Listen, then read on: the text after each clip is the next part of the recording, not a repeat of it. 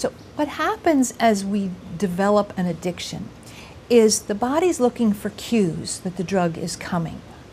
And when it senses the cue, for example, people who drink coffee will understand this, especially if you drink coffee every morning.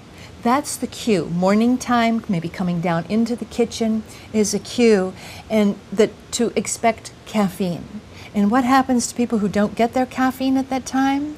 Then they get headaches, they get fidgety, whatever their withdrawal symptoms are. Time of day becomes a cue for the onset of caffeine on their receptors. Now, you take the same caffeine addict on vacation, somewhere new, maybe they get to sleep in or their schedules change because of the time zone. They're not going to get the same cues. They're not going to get the same withdrawal effects. They can perhaps even go that morning without coffee. Now, they might be in a habit, which is a different thing, but the physiological withdrawal won't be there.